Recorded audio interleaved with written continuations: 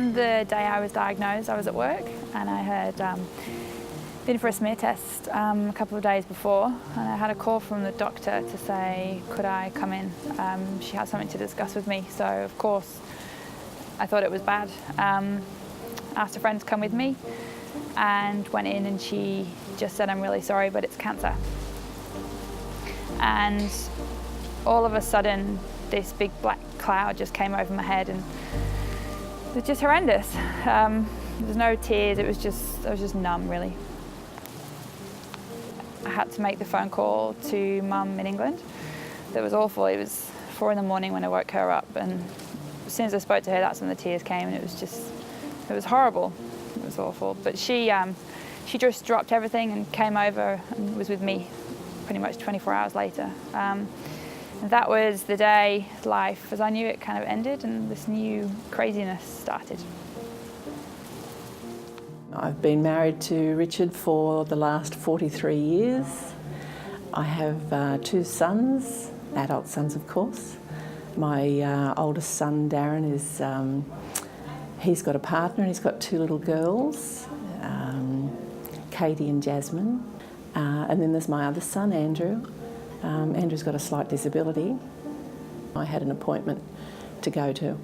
So I convinced them that I would be okay, and I went by myself.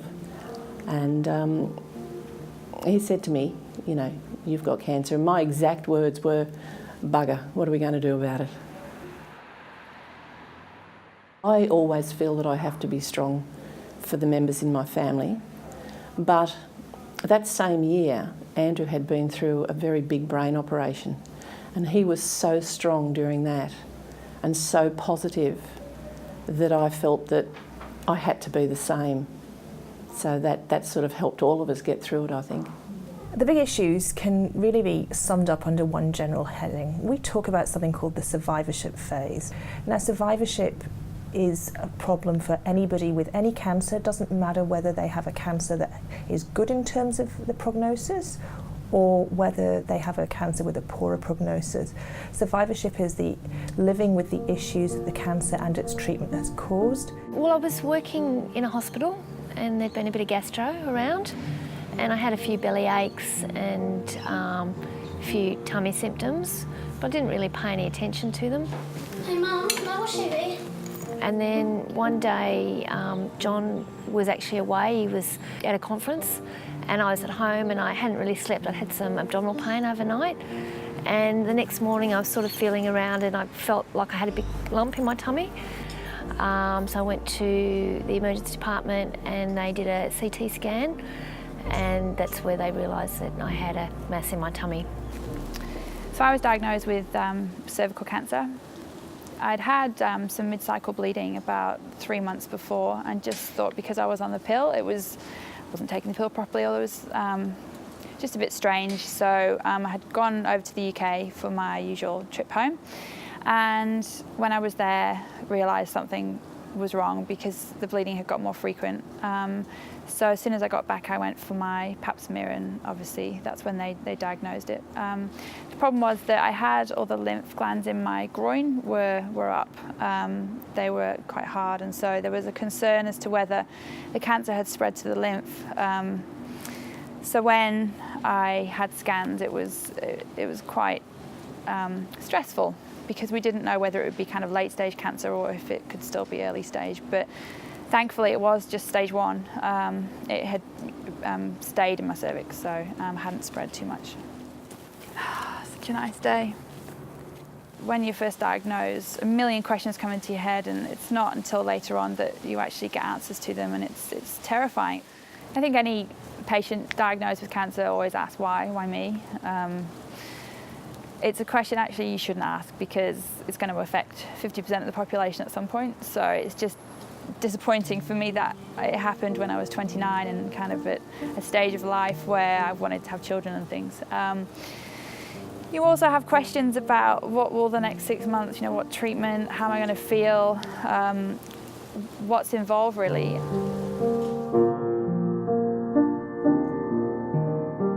I I was told after the CT scan that I had a tumour, most likely, but they didn't know what sort of tumour it was until the biopsy results came back about 5 days later, and at that point I was told I had ovarian cancer. I didn't really know much about what the prognosis meant at that point. It was all a bit of a blur, really. Don't drop them, Mum. You know, I quickly Googled it and it didn't sound good to me. Joanne stayed overnight, and I guess we just waited for the call, and after about 6 or 8 hours they said, oh well, you know, we're still going, and then after about 10 hours they were still going, and in fact the operation took about 12 hours, and yeah, she was in intensive care for 5 days after that. I was referred to a gynae surgeon who was going to perform a hysterectomy and remove my cervix and everything around that and try and remove all the cancer with that. When he actually opened me up to do the hysterectomy, he saw a lymph gland just nearby that looked quite necrotic and not very good, so he actually sent that off to pathology while I was still under general anaesthetic, and they confirmed that the cancer had actually spread to my lymph, but it was only the one lymph, but sadly that meant that I couldn't complete the hysterectomy and I was going to be referred on to have chemotherapy and radiotherapy. There's that bite you want. Nice. Chemoradiation was actually full of hope in a strange way.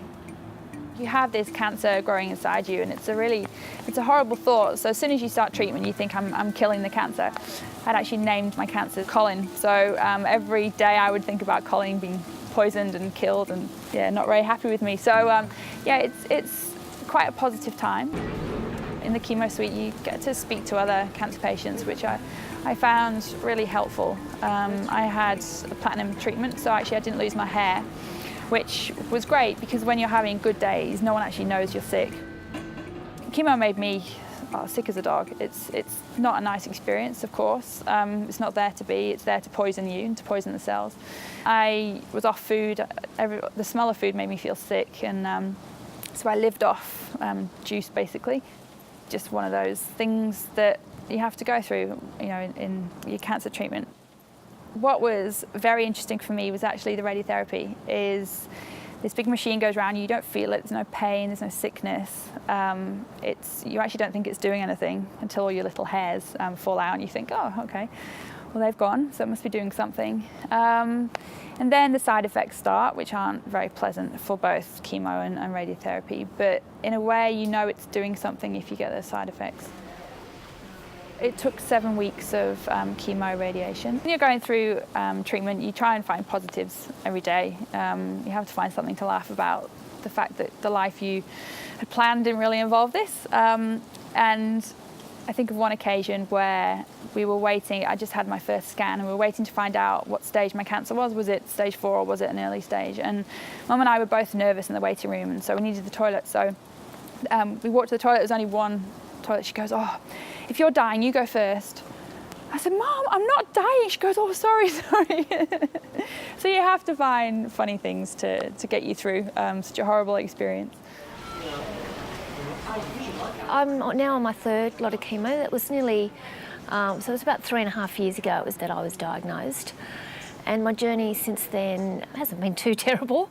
I've led a fairly normal life, apart from the chemotherapy, I suppose. I had one lot of chemotherapy about a month after the surgery, and then I was disease-free for 12 plus months after that. Then I had another lot that year, and then I'm just now having more chemotherapy now. But, you know, you just get on with life. I wouldn't say that it's the main part of life, it's just something that's there. People always give you advice about, oh, you're going to get a funny taste in your mouth, or you're going to feel sick, or you're going to... And I think each time it's been different. The first time I got quite a lot of joint pain and some nausea, and my hair fell out with the drugs I was on. The second time I was a bit nauseous and tired, but nothing dramatic. And this time I'm having the same drugs as I had the first time round, but smaller doses, and I'm having them weekly instead of 3 weekly. and I don't have any of the joint pain I had this time, and I'm about 4 or 5 months in and I've still got a little bit of hair left. It's falling out, but not as quickly as it did last time. The focus on women with gynecological cancer tends to be on them and not on their partners. The woman is having to deal with so much that they actually can't complain about what it's like for them. They may well have many questions that they can't have answered. It is the elephant in the room. It does sit with you. It does affect the sort of decisions you make. Joanne, she's the most resilient person I know, so she'll be able to cope with every single eventuality, and it's so much better that she got it rather than I got it, because our house would be a lot different. But yeah, you wouldn't have got any sympathy. no, but it's just she's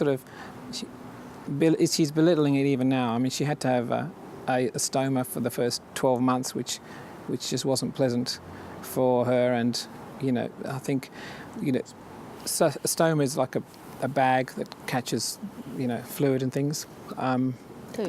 Sticks out of the body, and you have to wear baggy clothes, and the thing leaks a bit, and you've got to change it, and it's just not very pleasant. So she had that for 12 months or more, and there are highs and lows. So that first time it came back was just went through a bit of a bad patch there, and now this time I'm thinking of it more as a kind of chronic condition, which it'll go and then it might come back and it might go again. And the hope, obviously, is that every time it comes back, it'll always go again. Women will often not want to complain as they see it about problems that may be happening with their bladder and their bowels, for example, or changes in their relationship, because they feel that they've gone through a whole cancer treatment and diagnosis, and they feel that they should be thankful to the team for getting them through this, and that they feel they're complaining about things that are minor. These are not minor things. They have major consequences for women. The most common bowel problem that women will experience following radiotherapy is diarrhea. Now, that diarrhea will come with what we call frequency and urgency, so they may have diarrhea 10 or more times a day. And when it occurs, they will have little or no warning. They may only have a minute's warning to find a toilet. So the impact for women in having to deal with that and deal with that in terms of their normal day-to-day life is vast. Well, I've been one of the lucky ones. I got into the hospital. I had a very good team. I had a good team of doctors and backup people, psychologists and everything. They were there to help me all through it. The operation went fine. My surgeon told me that he'd given me a complete hysterectomy and he'd removed some lymph nodes from my legs. So he told me that he had got it all and that it was contained. So I didn't have to have any chemotherapy or radiotherapy, which of course I was thrilled about. I found that the difficult part was the night before when I had to come home. That's when I had my most emotional night. I went through this, is Richard going to still love me? Am I still going to be the same? Am I still going to be a woman? Is our relationship going to change? I've been a little bit more passionate about doing things. I mean, when you go through cancer, for that first few months, you've got to think of yourself. You've got to be selfish. You've got to put your attention in on yourself, get yourself healthy and well. One of the first questions I asked my GP on the day I was diagnosed, and also the doctors following that day, was about my fertility. I'd always wanted children. They were a really big part of my future, and I knew this would affect my fertility. Sadly, when they told me I was going to have chemotherapy and radiotherapy, that was going to damage my ovaries. So the day I woke up from surgery, from my hysterectomy, one failed hysterectomy, that was the day I started IVF. They allowed me just a few weeks to have one attempt at IVF, which I was very, very lucky. My cancer was of a certain type that allowed me to have the hormones. So that took 18 days of stimulation, and luckily I got 7 eggs. They're now frozen. They've been frozen for 3 years, and I'll hopefully defrost them, so to speak, and have a baby in the future. As well as affecting my fertility, I've actually had to go through the menopause, which at 29 was a bit young. I was going through it at the same time as my mother. And that also has consequences. You know, it affects your mood, and you might be feeling depressed from treatment anyway, and all of a sudden you have these strange hormones that are going on.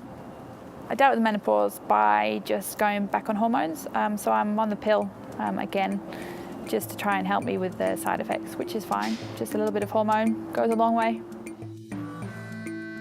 The average age for women going into menopause is 51. For women who have a gynecological cancer, much of the treatment will involve removal of their ovaries. So if they were not into the menopause, that is going to put them into premature menopause and the associated sexual problems with that, things such as vaginal dryness, but even coping with things like night sweats and lack of sleep.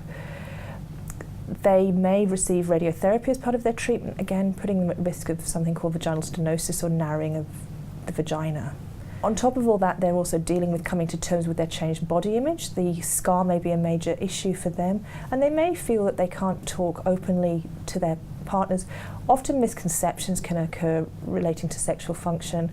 A partner may not want to make advances, or so he or she sees it, because they feel that they are taking advantage of somebody and it may cause them pain or discomfort, or that they're being neglectful and putting their own needs first. The woman herself may perceive that as, he's not interested, he doesn't find me attractive anymore, and withdraw even more into herself. So a lot of the issues can be related to communication as well. I think the really important thing is that there are things we can do about them. Women should not feel that they have to put up with problems that they're experiencing. If they let the treating team know, it may be that they have a simple solution to that, or that they can be referred to somebody who will be able to address it, so that they can enhance their quality of life and really get back to living life as normal. What do you do for your religion? It was big implications for the kids. We've never really not told them anything, so they've always known up front. They had a lot of trouble. I mean, initially we were thrown into it because I was straight into hospital, so there was no lead-in time for them either. I was doing 11 push-ups every day. Yeah, 11, 20. Particularly Ben, who was in year 4 at the time I was diagnosed, our youngest one, really struggled. He didn't feel like he could tell any of his friends either. He was really embarrassed that his friends would find out. Whereas Alex was that little bit older and he coped with it a bit better, I think. He had a counsellor at the school who he could talk to, who was good. Ben had a counsellor at the hospital, a psychologist who was lovely to him, and that's probably what pulled him through. But as far as roles in the household, the kids pick up a lot more now than they were before, and you do too. You come home from work and do a lot more housework and cooking and cleaning and stuff. The kids particularly, and you, I suppose, are really quite protective. I really notice that, which is lovely, but I sometimes think, well, it's not fair that they should have to be. I must admit, it really threw me for a 6. Mind you, she's a wonderful person and she's very positive, so that helped. Have you found out duties? And then you go into action stations, into action mode. You think, well, right, what can we do? Let's get on with things. And it's amazing how you do that. When she was having the surgery, and we all sat here actually, but trying to keep the boys, I guess, entertained by cooking or just your normal things. You just got to keep going. It's hard.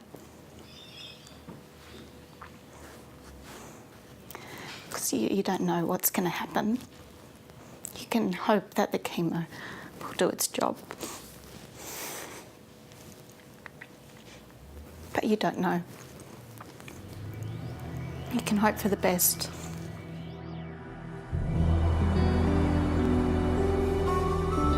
I was lucky in that I had some really great friends and family to help me through my experience.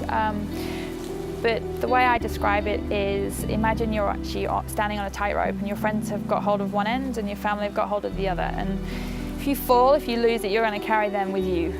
So you kind of, as a patient, have to stay strong for them. Following treatment, you do forget, actually, the lows, and I think back about the positives that that treatment brought me. I had my 90-year-old grandmother come out and help me through treatment, and she never would have come if I hadn't have got sick. So from bad times can come good times. As far as getting back to normal, whatever normal is, put it this way, there's nothing that I could do then that I can't do now. At the centre here, we run it's a volunteer computer group. It's for anybody over the age of 50. And we offer them a one-on-one service of teaching them computers. We try and work on what they are interested in doing, not necessarily what we want to teach them. So they'll often come in for a specific thing, and so we teach them. Sometimes they come in and they don't even know how to turn on a computer. So I always tell them that's lesson number 1, and lesson number 2 is how to turn it off. I'm a nurse. I was working as a nursing unit manager of a transitional care unit prior to my diagnosis. I had 6 months off just after I was diagnosed, and then I went back to work, but not in the same capacity. I only felt up to working 3 days a week, and I worked in that capacity up until about a month ago. I stopped because I just was finding that I was getting really tired, and going into this lot of chemo, I just wanted to spend more time being healthy. It's always there in the background, but it's not the major focus of, I would hate to think that my major focus of life was a cancer. Major focus is just all the other millions of things that we all do all day, every day. Push-ups every day. Yeah, 11. My sister, she lived in Japan for a few years and she speaks Japanese, and we've always talked about going back there, and we've never got around to it. And we actually went on another trip last year. We went to France and Italy, and when we got back we said, well, what about this other trip that we've always been planning on doing, and we booked it.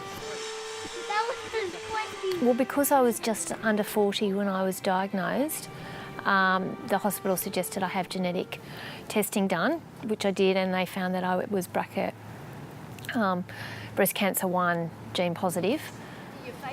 I was just terrified about telling my sisters, both still single, and so I then had to tell them that maybe they had the gene too. Women who are identified as being at risk of having a gynecological cancer due to their family history or due to the fact that someone else in the family has been tested positive for a genetic mutation, there is a high-risk clinic that is undertaken at the major treatment centres where women are advised appropriately about what screening they need to undertake in the way of ultrasounds and colonoscopies and so on, and also advised about what prophylactic surgery would be recommended. So that might be women who are beyond childbearing years and who might electively choose to have their ovaries removed to reduce their risk of ovarian cancer, and for women who've had breast cancer to reduce the risk of recurrence of their breast cancer. Each of us had a test done to see whether we had the gene, because she's got the BRCA gene, which obviously is genetic, and no one knew where it had come from, so everybody had a test. So when we found out, I found out, and my sister Jane found out that we didn't have it, well then we knew that our risk was no greater than the normal person's risk of getting this sort of cancer. Alex and Ben will need to have genetic testing done too, but they can't have that done until they're 18 because they need to consent to it themselves. But I think we'd be strongly recommending they do, just so that if they are positive, they can just be more vigilant about making sure that they find out what their increased risks are, and if they then go on to have, or particularly daughters, what their increased risks are. My advice to women with gynecological cancer would be not to let it overtake your life, but to make a conscious decision to enjoy every moment of your life, and to do things that you've been thinking about doing, and spend the time with your family and your friends and enjoy life. I think the future holds from here. I hope to keep going along that I am. I want to continue here in the computer group. I go to TAFE 2 days a week to keep up with IT because it changes so much, and so I go to TAFE. I think I'm fine. I think I had to go through that journey, but I'm through the other side now. My future is bright. I'm so lucky to be able to have got through treatment, and I'm now in remission and have been for coming on to 4 years, which is great. I met amazing Paul a couple of years ago following treatment, and so we're getting married in November. I see myself as just being a support role, really, to be honest. I mean, nothing will ever change the way I feel for Claire, and I try and be here and be there for her the best I possibly can, really. Hopefully we'll be able to have children in the future in whatever capacity, whether it's through defrosting my eggs and finding a surrogate, or adoption, or other options. But kids are definitely on the radar for the future, which is great. That would be a real dream come true. If you want more information on gynecological cancer, go to Tonic's website, tonictv.com.au, where we've got links to some very useful sources of material.